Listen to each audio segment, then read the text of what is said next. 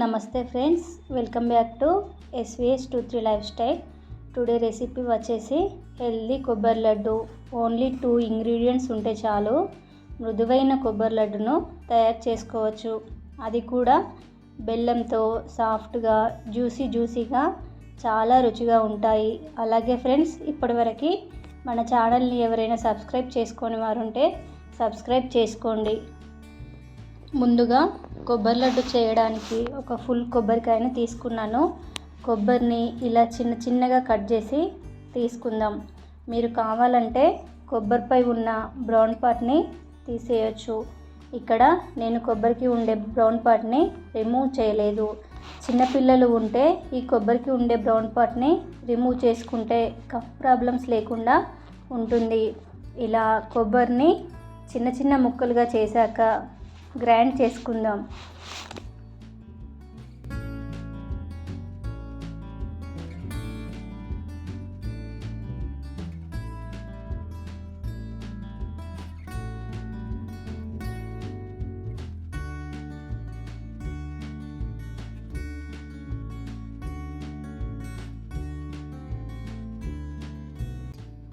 ఇలా మెత్తగా గ్రైండ్ చేశాక కొబ్బరిని కొలిచి తీసుకుందాం.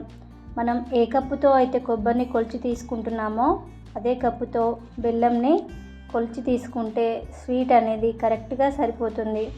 ఇక్కడ నేను 1 కప్పు కొబ్బరి తురుముని తీసుకున్నాను.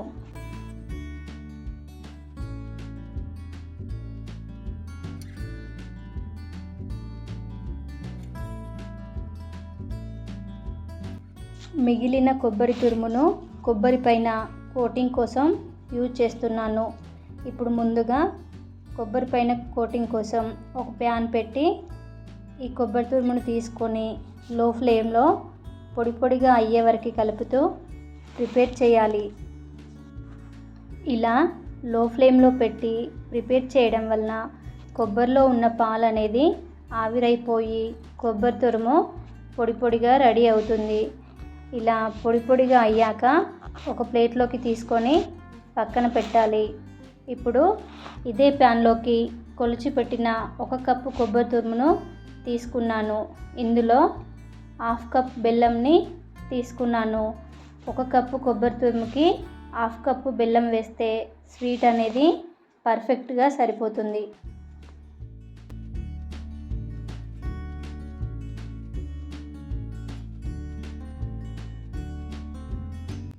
మంటని లో ఫ్లేమ్లో పెట్టి కలుపుతూ ప్రిపేర్ చేయాలి.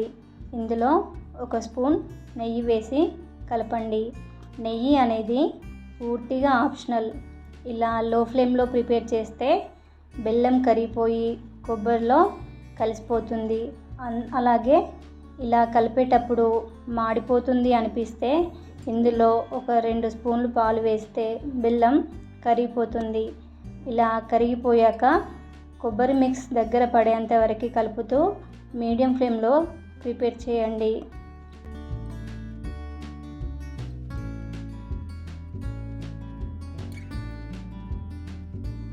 ఇలా దగ్గర పడ్డాక లడ్డు చేయడానికి టెక్స్చర్ వచ్చిందో లేదో తెలుసుకోవడానికి చేతికి కొంచెం నెయ్యిని అప్లై చేసుకొని ఇలా లడ్డూలా చేస్తే పర్ఫెక్ట్ టెక్స్చర్ వచ్చినట్టే.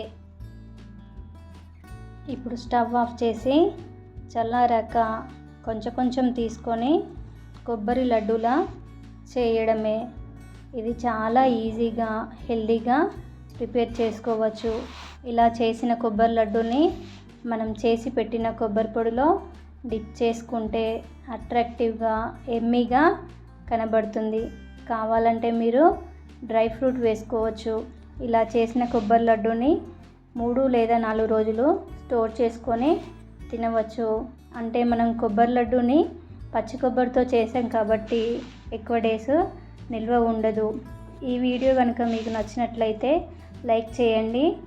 Thank you for watching.